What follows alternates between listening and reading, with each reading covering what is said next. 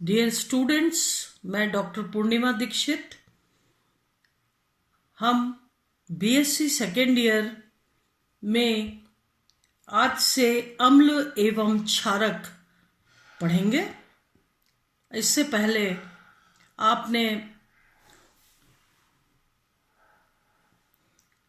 Chemistry of first row transition series elements, chemistry of second and third row transition series elements, coordination compounds, ये सभी कुछ पढ़ा है। अब आज हम अम्ल एवं क्षारक के बारे में पढ़ेंगे। आपने इसके बारे में काफ़ी कुछ पढ़ रखा है, 12th में भी आप लोगों ने पढ़ा है, और उससे पहले भी जहाँ भी इलेक्ट्रोलाइट वगैरह आपने पढ़ा था वहाँ पर पढ़ा है कि किस तरीके से अम्ल जो होते हैं वो विलयन में धनायन देते हैं, H+ आयन देते हैं, क्षार जो है वो OH- आयन जो है वो क्षार होते हैं, और अम्ल और जल यानी H+ आयन OH- आयन मिलकर के जल का अणु बनाते हैं। तो अम्ल क्षारक में आज हम शुरू करते हैं। प्रायोगिक तथ्यों के आधार पर रासायनिक पदार्थों को अम्ल एवं क्षारक के रूप में पहचाना गया है। तो कुछ रासायनिक पदार्थों को अम्ल क्षारक के रूप में पहचाना गया है। जैसे गुण, काफी टाइम से आप ये चीजें पढ़ते आ रहे हैं, मैं इसको रिपीट कर दे रही हूं।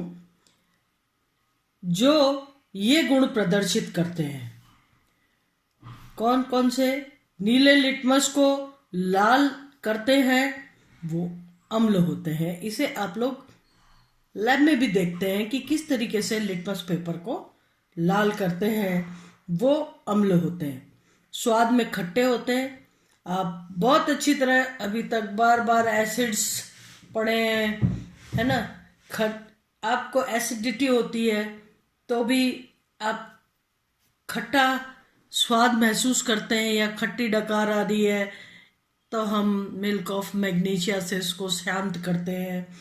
इसके अलावा ये जो आप लोग सब की जानकारी में है कि नींबू है, संतरा है, इन सब में एसिड्स हैं, ऑर्गेनिक एसिड्स हैं, और आपके खुद के स्टमक में HCl है जो कि हाइड्रोक्लोरिक एसिड कहलाती है। तो अम्ल से आप बहुत अच्छी तरह परिचित हैं और ये स्वाद में खट्टे होते हैं। सक्रिय धातुओं से क्रिया कर हाइड्रोजन गैस उत्पन्न करते हैं। जब भी धातु से अभिक्रिया होती है अम्ल की तो हाइड्रोजन गैस उत्पन्न होती है। तो इस प्रकार से ये जो है धातुओं से अभिक्रिया करके हाइड्रोजन गैस उत्पन्न करते हैं। क्षारकों के साथ क्रिया कर लवण बनाते हैं। जब भी अम्ल और क्षार की अभिक्रिया होती है तो लवण और जल बनते हैं। ये आपने 9th में भी पढ़ा था। क्षारक पदार्थ के निम्न गुण होते हैं। अब क्षार के क्या गुण होते हैं? लाल लिटमस को नीला करते हैं तथा स्वाद में तीक्ष्ण होते हैं। ये साबुन की तरह व्यवहार करते हैं और ये अम्लों को उदासीन करते हैं। अम्ल क्षार मिलकर जो है लवण और जल बनते हैं। अब अम्ल की अभिक्रिया को समझाने के लिए भिन्न भिन्न थ्योरीज आई हैं। प्रायोगिक तथ्यों के आधार पर अम्ल व क्षारकों को परिभाषित करने के लिए निम्न प्रमुख आधुनिक धारणाएं दी गई हैं। तो कई सारे कॉन्सेप्ट्स आए अम्ल और क्षार की अवधारणाओं को बताने के लिए, इनके बारे में बताने के लिए। सबसे पहले आर्हेनियस की धारणा, आर्हेनियस कॉन्सेप्ट आया। उसके बाद ब्रॉन्स्टेड लॉरी धारणा, लक्स फ्लड धारणा, विलायक तंत्र धारणा और लुईस धारणा। लेटेस्ट आप जब भी अम्ल को या क्षार को आइडेंटिफाई करते हैं तो आप कहते हैं लुईस एसिड, लुईस बेस। तो ये सबसे आधुनिक अवधारणा है आर्हेनियस की अवधारणा। अब आर्हेनियस की अवधारणा में जल आयन तंत्र यानी वाटर आयन सिस्टम, जल में जो आयन मिल रहे हैं उसके आधार पर आर्हेनियस ने एसिड और बेस को परिभाषित किया। आर्हेनियस के अनुसार अम्ल Ha वे पदार्थ हैं जो जल में वियोजित होने पर H प्लस आयन या हाइड्रोजन आयन तथा क्षारक BOH वे पदार्थ हैं जो जल में वियोजित होने पर हाइड्रोक्सिल आयन या OH माइनस आयन देते हैं। सबसे सिंपल बात यही रहती है, अम्ल वो होते हैं जो जल में H प्लस आयन और क्षार वो होते हैं जो OH माइनस आयन देते हैं। उदाहरण के लिए H2O में H प्लस आयन दिया प्लस A माइनस आयन, ठीक है, तो ये अम्ल हो गया और ये क्षार हो गया, क्योंकि क्षार अम्ल से क्रिया करके और उदासीन अणु बना लेता है। इस तरीके से HCl को देखें तो H प्लस और Cl माइनस, ठीक है। एसिटिक एसिड CH3COOH भी H प्लस आयन देता है, लेकिन इनकी जो स्ट्रेंथ है वो अलग अलग होती है। HCl की स्ट्रेंथ अलग होती है, CH3COOH की अलग होती है, जिनको कि अपन ये कहते हैं अम्ल कितना प्रबल है, दुर्बल है, या क्षार प्रबल है या दुर्बल है। तो CH3COOH में H plus plus CH3COO minus ion देता है। ये सिंपल एसिड्स हैं जो आपको लैब में मिल जाते हैं। HNO3 जो है ये जल के माध्यम में H प्लस और NO3 माइनस आयन देती है, जो कि आपने टेस्ट भी किया था नाइट्रेट आयन जब BSc फर्स्ट ईयर में, जब आपने मिक्सचर किया था, मिश्रण में अम्लीय मूलक और भास्मिक मूलक निकाले थे, वहां पर आपको याद होगा नाइट्रेट आयन भी आपने निकाला था। H2SO4 H प्लस आयन देता है और HSO4 माइनस आयन देता है। अतः HCl, HNO3, H2SO4 और CH3COOH जलीय विलयन में H प्लस आयन देते हैं, अतः ये अम्ल है। इसी प्रकार से अगर क्षार को देखा जाए, BOH को देखें तो ये जलीय विलयन में OH माइनस आयन देता है, इसीलिए इन्हें अपन ने क्षार कहा या इसीलिए इन्हें क्षार कहा जाता है। NaOH के केस में देखा जाए तो Na plus ion OH minus ion, KOH के केस में K plus ion OH minus ion, ये सभी हाइड्रोक्सिल आयन्स दे रहे हैं और इसीलिए आर्हेनियस के धारणा के अनुसार इन्हें क्षार कहा गया। Ammonium hydroxide ammonium plus ion और हाइड्रोक्सिल माइनस आयन दे रहा है। Barium hydroxide barium 2 plus ion और हाइड्रोक्सिल माइनस आयन जो है, इसमें ये हो सकता है कोई, जैसे बेरियम हाइड्रोक्साइड वीक बेस है, दुर्बल क्षार है, जबकि सोडियम हाइड्रोक्साइड और पोटेशियम हाइड्रोक्साइड प्रबल क्षार हैं। प्रबल क्षार जो कि प्रबल अम्ल या प्रबल क्षार जो कि पूर्ण रूप से आयनित हो जाते हैं, यानी अधिकतम पार्ट उनका आयनीकृत होकर के H प्लस आयन और OH माइनस आयन दे देता है। अब यही बात है NaOH, KOH,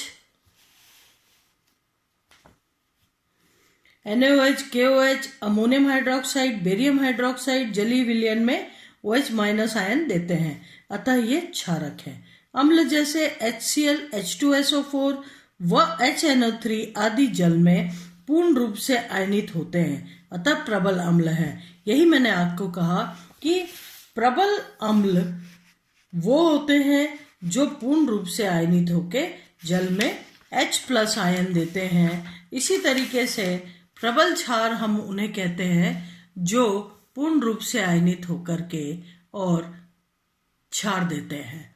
तो इस तरीके से एसिटिक एसिड यानी CH3COOH जल में आंशिक रूप से आयनित होते हैं, इसलिए ये दुर्बल हैं, अतः दुर्बल अम्ल कहलाते हैं। इसी प्रकार से सोडियम हाइड्रोक्साइड, पोटेशियम हाइड्रोक्साइड आदि प्रबल क्षारक तथा अमोनियम हाइड्रोक्साइड व बेरियम हाइड्रोक्साइड दुर्बल क्षारक हैं। अम्ल के H+ तथा क्षारक के OH- परस्पर संयोग कर जल बनाते हैं एवं यह क्रिया उदासीकरण कहलाती है। ठीक है, H+ आयन OH- आयन आपस में मिलकर के जल बनाते हैं और ये अभिक्रिया उदासीनीकरण अभिक्रिया कहलाती है। अगर कोई अम्ल HX हो और क्षार MOH हो तो HOH मिलकर के जल बनाएंगे और M और X मिलकर के लवण बनाएंगे, जो कि परिभाषा है कि अम्ल और क्षार मिलकर के लवण और जल बनाते हैं और ये लवण वियोजित होकर आयन देते हैं। अतः अणुओं के स्थान पर आयन लिखने पर क्या होगा? H+ ion, X- ion plus M+ ion plus OH- ion. यहाँ पर H+ ion, X- ion, M+ ion और OH- आयन यही लिखे हुए हैं। ये मिलकर के M+ ion, X- ion plus H2O, यानी लवण जो है, लवण आप जानते हैं जल में अपने अपने आयनों के रूप में उपस्थित होते हैं। H+ और OH मिलकर के H2O बनाते हैं और इसीलिए ये कहलाती है उदासीनीकरण अभिक्रिया।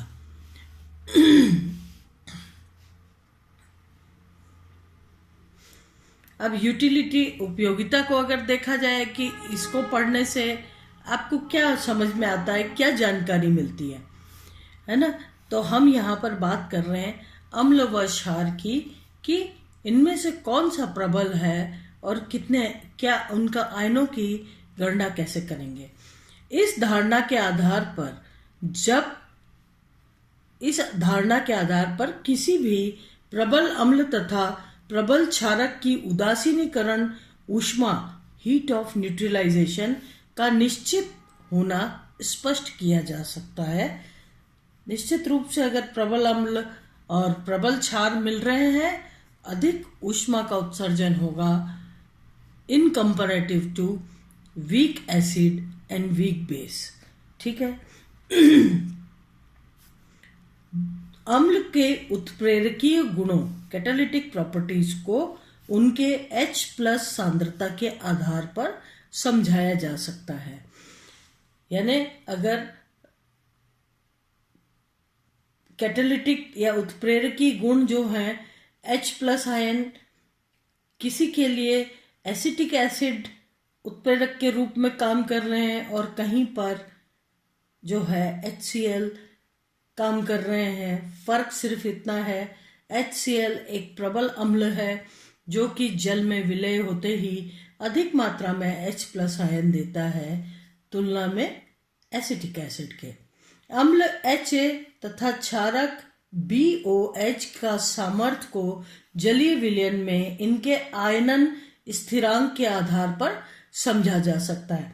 आप बहुत अच्छी तरह जानते हैं कि हम किसी अम्ल की अभिक्रिया का जो साम्यावस्था स्थिरांक है उसको Ka से प्रदर्शित करते हैं, A फॉर एसिड, और बेस के लिए या क्षारक के लिए Kb, B फॉर बेस। तो Ha जो है, Ha किस में डिवाइड हो रहा है? H+ आयन और A- आयन में, और Ka क्या आ जाएगा? Ka हो जाएगा H+ की कंसंट्रेशन इंटू A- की कंसंट्रेशन, A- की कंसंट्रेशन अपॉन Ha की कंसंट्रेशन। यहाँ CH+C स्टैंड्स फॉर कंसंट्रेशन। तो इस फॉर्मूले से हम निकाल लेते हैं कि Ka का मान क्या आ रहा है। इसी तरीके से अगर क्षार की अभिक्रिया को देखें BOH की, तो Kb का मान कितना आ रहा है? B+ में डिवाइड हो जाता है ये BOH, B+ plus OH-। Product की कॉन्सेंट्रेशन अपॉन जो क्रियाकारक है ना, उनकी कॉन्सेंट्रेशन, ये Kb का मान होता है। तो यहाँ पर C concentration of B plus into concentration of OH minus upon concentration of BOH। ठीक है। अब आर्हेनियस सिद्धांत ने अपने कॉन्सेप्ट को अच्छी तरह रखा, बताया कि किस तरीके से अम्ल जो हैं H प्लस आयन और क्षार जो हैं OH माइनस आयन देते हैं। लेकिन सिर्फ यही कॉन्सेप्ट हर जगह काम नहीं आता, तो इसकी कुछ सीमाएं भी हैं और अब हम सीमाओं के बारे में पढ़ रहे हैं। यह सिद्धांत सभी अम्लों एवं क्षारकों के गुणों की व्याख्या नहीं करता, सभी एसिड बेस की व्याख्या नहीं करता। यह धारणा केवल जलीय विलयनों पर ही लागू होती है। मैंने कहा आपको सिर्फ H प्लस OH माइनस की बात करता है, अतः इसका क्षेत्र सीमित है। इसके अनुसार अजलीय विलायकों में अम्ल तथा क्षारक अभिक्रियाओं का होना संभव नहीं है, जबकि आप अजलीय विनायक भी पढ़ चुके हैं, जिसमें NH3 पढ़ चुके हैं आप, HF पढ़ चुके हैं आप, H2SO4 पढ़ चुके हैं आप। अजलीय विलायकों से बहुत अच्छी तरह आप परिचित हैं। तो अगर हम सिर्फ H प्लस आयन की कॉन्सेंट्रेशन और OH माइनस की कॉन्सेंट्रेशन की बात करें तो इस हिसाब से अमोनिया यानी NH3 जो है, द्रव अमोनिया जो है, वो तो विलायक हो ही नहीं सकता। तो इसीलिए आर्हेनियस के अनुसार अजलीय विलायकों में अम्ल तथा क्षारक अभिक्रियाओं का होना संभव नहीं है। उदाहरणार्थ फॉर एग्जाम्पल बेंजीन जैसे विलायक में HCl को अम्ल नहीं बताया जा सकता है ना। जब बेंजीन विलायक लिया जाए या बेंजीन जैसे विलायक में HCl को अम्ल नहीं, मतलब अगर बेंजीन में HCl की अभिक्रिया चल रही है तो अब HCl एसिड नहीं है, क्योंकि वो H प्लस आयन नहीं दे रहा। यह सिद्धांत कुछ लवणों जैसे AlCl3 का जल में अम्लीय व्यवहार को स्पष्ट नहीं कर सकता। ठीक, इस सिद्धांत के अनुसार उदासीनीकरण की प्रक्रिया केवल जलीय माध्यम में ही होती है। आर्हेनियस के सिद्धांत सब कुछ जल के ही ऊपर आधारित रहा, उसी के आयन्स के बारे में पढ़ा वहां पर, जबकि ऐसा नहीं होता है। अनेक अजलीय विलायक जैसे HNO3, NH3, SO2, ये जो हैं अमोनिया और सल्फर डाइऑक्साइड, आप जानते हैं ये भी आप विलायक की तरह कई जगह पे इस्तेमाल करते हैं, आदि भी उदासीनीकरण अभिक्रिया प्रदर्शित करते हैं। ये भी उदासीनीकरण अभिक्रिया प्रदर्शित करते हैं, लेकिन ये आर्हेनियस के सिद्धांत के अनुसार ये जो विलायक हैं ये अम्लीय क्षारीय अभिक्रियाएं प्रदर्शित नहीं करते या उदासीनीकरण की क्रियाएं प्रदर्शित नहीं करते। इस धारणा के अनुसार गैसीय अवस्था में अम्ल क्षारक अभिक्रियाएं संभव नहीं है। कुछ अप्रोटॉनिक एवं अहाइड्रोक्सिल यौगिक भी जल में H प्लस व OH माइनस देते हैं। उनका स्पष्टीकरण इस अवधारणा में नहीं है। जैसे SO3 को आप देखिए तो H2O की उपस्थिति में H2SO4 बनता है, जो H प्लस आयन और HSO3 माइनस आयन देते हैं। इसी प्रकार से कैल्शियम ऑक्साइड H2O की प्रेजेंस में कैल्शियम हाइड्रोक्साइड बनता है और कैल्शियम 2 प्लस आयन और हाइड्रोक्सिल आयन देता है।